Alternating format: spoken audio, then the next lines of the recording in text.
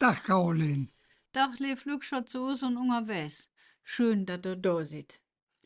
Beim letzten Mal hatte man angekündigt, dass als nächste die Folge kommt von all de Kölsche Podcastmacher.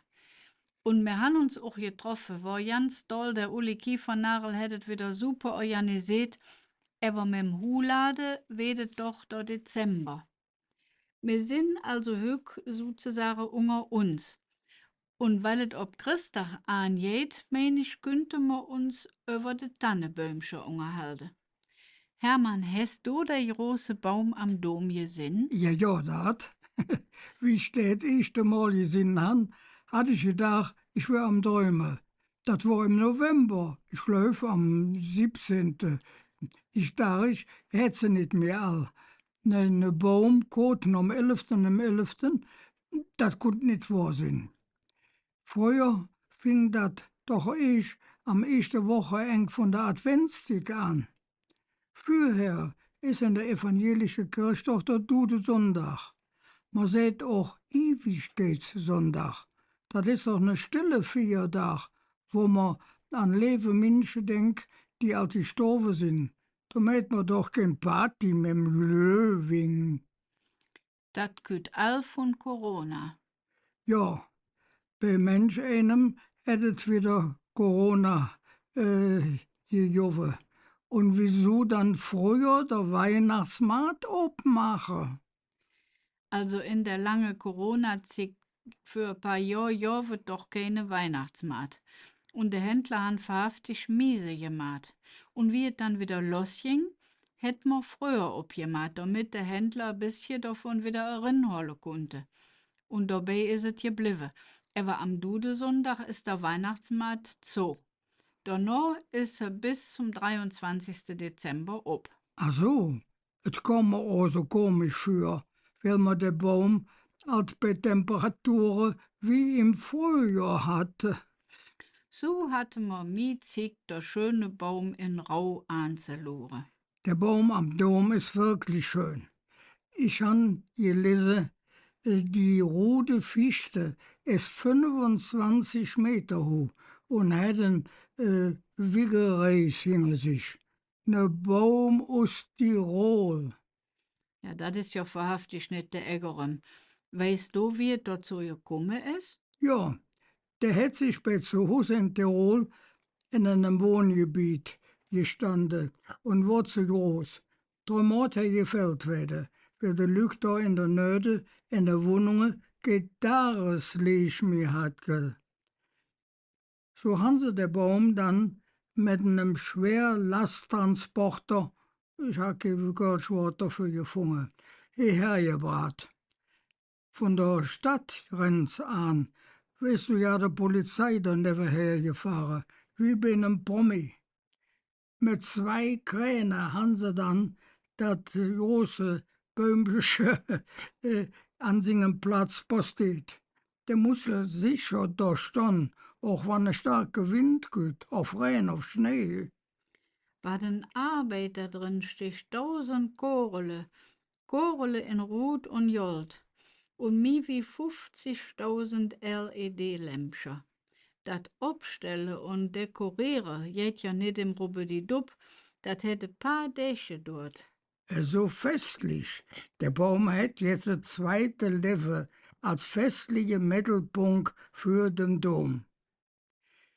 De Kölsche und de Touristen doen het al gern fotograferen. Ist ja typisch Köln im Winter. Der Dom, der Tannenbaum, fährt nur noch jetzt vom Fastenlaufend. Leef Lükscher, der Hermann Mäd hesi Rielecher gesich. Dat war nicht ganz ernst gemeint. Sagen's, wat mache dann die in Kitzbühel? Da muss ja ein großes Loch geblieben sein ohne der große Baum. Sie haben eine neue kleine gepflanzt.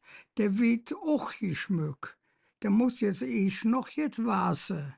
Dann kann er, seht Birgit Grothus von der Weihnachtsmarktgesellschaft mit dem Riemele in 50 auf 60 Jahr auch wieder hin nach Köln kommen. Vielleicht könnte ja der ein auf andere Tiroler noch Kölle. Vom Zauber wär Herr platt. Wir haben ja mit dem Baum fies Glück gehabt. Das jedes Jahr nicht alle Jahre.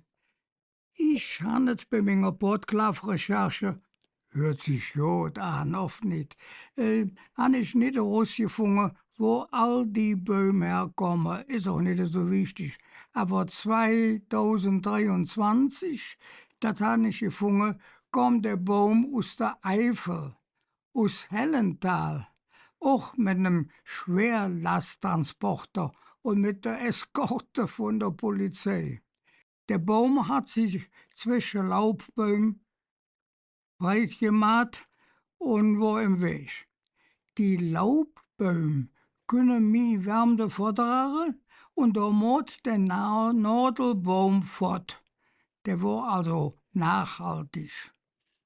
An dat Wort denken ich, wann alt am 27. Dezember de Tanneböhmscher nackelig ob der Straße lehe. Ich kenne nicht, dass sie beim Drei Könige am 6. Januar bliebe. Ganz früher, so ja bis auf der 2. Februar, Maria Lischmess, wo sie feiern, dass sie dat Jesus Wickeldizie in der Tempel gebracht haben. Als Kind konnt ich dat nicht begreifen, wie man so früh de Böhm fortschmeißen konnt. Schließlich hat die doch et Christkind gebracht. Das war nicht Luther so. Wieso nicht? Ja, du bist in einem katholischen Umfeld groß geworden, auf nicht? Ja, Also, et Joven Sieg, da war der Tannenbaum nur jetzt für die Protestanten. wieso? Vom Tannebaum steht doch ja nichts in der Bibel. Nee, er war vom Baum im Paradies. Früher hätte man in der Zeit nur der Römer Theater gespielt, bloß im Zusammenhang mit der Religion. Also ein Passionsspiel oder ein Krippenspiel.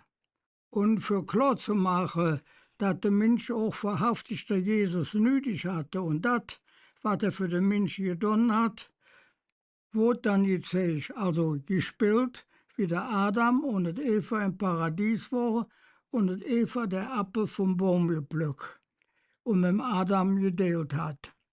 Was verboten war, der berühmte Baum der Erkenntnis.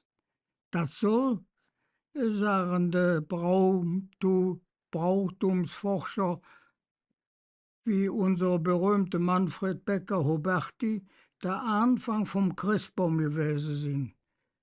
In Straßburg soll es der erste 1600 herum gejoven haben. Noch ohne Käse. Was du all weißt. Die katholische Pasteurs müssen sich erst abgeregt haben, weil so ein Bäumchen, was man anlegen und anpacken konnte, für viele Menschen interessanter war wie ein Predigt. Aber sie konnten nichts machen. Heute gibt es einen Christbaum bei der evangelischen und bei der katholischen und auch bei Leuten, die mit der ganzen Religion nichts am Hut haben und der Ursprung im Paradiesspiel ja nicht kennen. Übrigens steht ein katholischer Christbaum seit 1982 auch noch am Petersplatz in Rom. Sich an, so spät. Da hatte ich als 2 Jahre das Abitur. Und 1982 hast du auch nicht mehr geglaubt, dass das Christkind auf der Engelsche den Baum bringen hätte. Nee, natürlich nicht. Aber als Kind habe ich das Luther schön gefunden. Die Tür vom Wohnzimmer war am Morgen vom heiligen Abend alt abgeschlossen. Und dort drin habe ich geglaubt, dass das Christkind mit der Engelscher fließig der Baum und die Geschenke abbauen. Was ich nicht begreifen konnte, da habe ich mir wahrhaftig der Kopf zerbrochen, wie es möglich war, dass das Christkind das in alle Haushalte machen konnte. Nicht nur bei uns in der Stadt, aber in ganz Deutschland, in so vielen Ländern. Das war so geheimnisvoll an Christtag. Het Jof war auch damals alt Mensch anderer Familie, wo allein der Pap für den Baum zuständig war. Der muss der Baum kaufen, nach Haus tragen, in der Baumständer stoppen und auch schmücken. So ja mit der Kätze und Kohle? Oh ja, Bei uns war das so. Und so viele andere Familien auch, die ich als Kind gekannt habe. Erst die Käse und dann der Kohle. Das fing traditionell mit einer Flasche Bau an. Für jede Kugel, die der Papa in der Baum gehangen hat, wurde gelesen Schabau genäht. Manchmal kriegt jede Kugel auch noch einen Namen. Und die wurde dann quasi mit dem Schabau auf den Namen gedöft. Dann wurde der Pap manchmal als stehende Haare voll, wann es mit der eigentlichen Vier richtig schloss ging. Of jovert drum Knies in der Familie. Also schmücken sie ja manchmal der Tannebaum zusammen mit de Pens. Et Christkind küt ja nicht mi. Und dann wird ja so ein Sach mit dem Jesöfs. Hück is het even spunk. Christdag wird geviert mit Baum auf ohne. Und der is echt auf aus Plastik, auf stilisiert aus Holz, auf so Metallgestell in der Form von einem Böhmchen, wo man Teelämpchen drauf tun kann.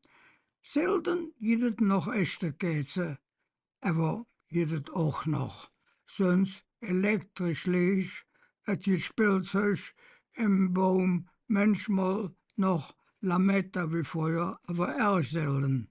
Manchmal hängen Süßigkeiten auf kleinen Geschenkbäckelchen drin, ganz unterschiedlich. Was ich schade gefunden haben, dass sie nicht mehr so oft ein Kripp daheim abbauen. Das ist jetzt ein neues Thema. Lass mal de kölsche Vokabeln zusammensuchen, die mit dem Tannenbäumchen zu tun haben. Jetzt wird Kölsch gelehrt. Heiligabend heich op Kölsch der Heilige Abend, also der 24. Dezember. Weihnachten ist auf Kölsch der Christtag.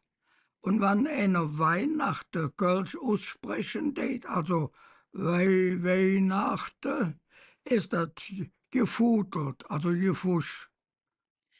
Für den Baum sät man wie so oft im Kölsche auf ein Tannenbäumchen, auch wenn es ne ausgewaschene Baum ist.